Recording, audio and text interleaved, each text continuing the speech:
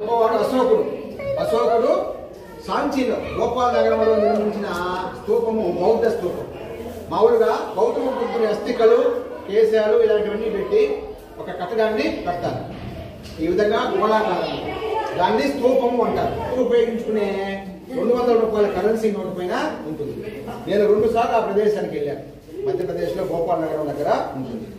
ఇది మీరు పుస్తకాలు చదువుతుంటారు. అజంతా చిత్రాలు.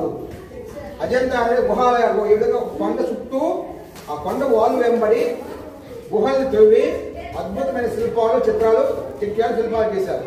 దీన్ని పద్మపాణి అంటారు. చేతిలో పద్మాన్ని పెట్టుకుంటారు.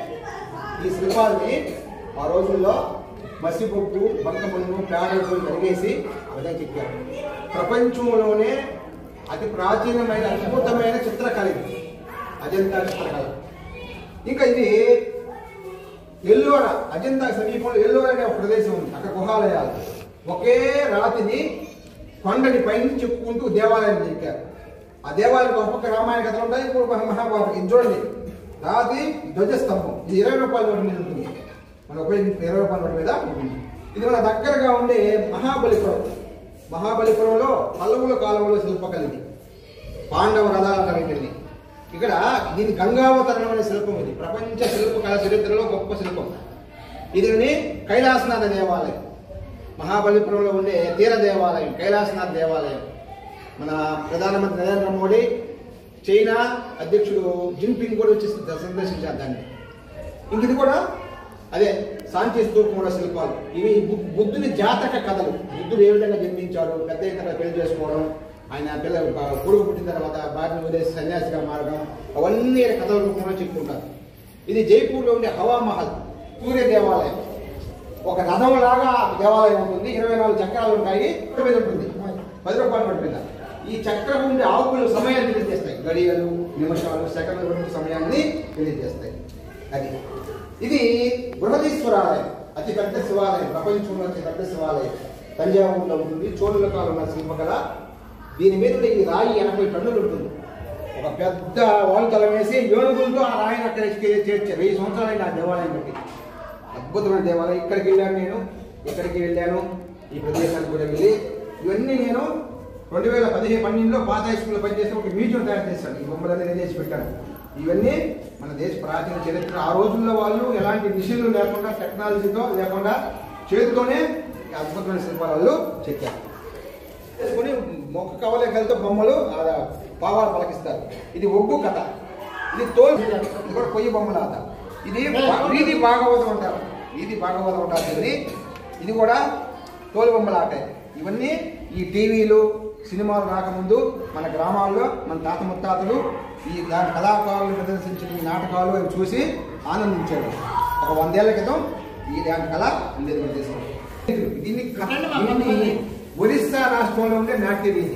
ఇది ఒడిస్సీ. ఈ నాట్యగా ఈ కళాకారుని ఒడిస్సీ నాట్యం వివిధ భంగిమల్ని ప్రదర్శిస్తుంటారు. ఇంతకుముందు కోరాట్ సూర్యదేవాలయం చెప్పారు కదా, ఆ సూర్యదేవాలయం ఇలాంటి శిల్పాలే ఉంటాయి.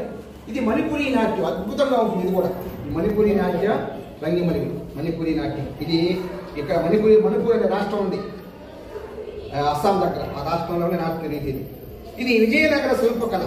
శ్రీకృష్ణ దేవాలయాల కాలంలో కట్టిన దేవాలయాల శిల్పకళ. ఒకే రాయిని నరసింహస్వామి విగ్రహం లాగా చెక్కారు. ఇవి విఠల స్వామి దేవాలయం ఉండే రాతి స్తంభాలు. ఈ స్తంభాల ప్రాముఖ్యత ఏంటంటే ఆ స్తంభాలు తాకితే సప్త స్వరాలు వస్తాయి. సరే స్వరాలు వస్తాయి. ఒక్కొక్క స్తంభం ఒక్కొక్క స్వరం పలుకుతుంది. ఇది ఒకే రాయిని రథంలాగా చెక్కారు. రాతి రథం. ఇది 50 రూపాయల నోటు మీద ఉంటుంది. ఇక్కడ 50 రూపాయల నోటు మీద ఉంటుంది.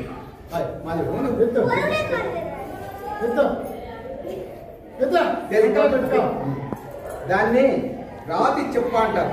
పూర్వకాలంలో కుండలు, ఇప్పుడు మనకి ఇప్పుడు స్టీల్ పాత్రలు వచ్చాయి. కుండలు పగిలిపోతాయి కదా, పగిలిపోకుండా ఉండే పదార్థాలు ఇప్పుడు పప్పు ఎంచుకోవడానికి, పచ్చడి చేసుకోవడానికి, ఏవైనా గట్టి పనులు చేసుకోవడానికి అలా ఉపయోగించుకునేవాళ్ళు. రాతి చెప్పలు, రాతి చెప్పలు అంటారు. ఎక్కువ పంట పాత్రలు.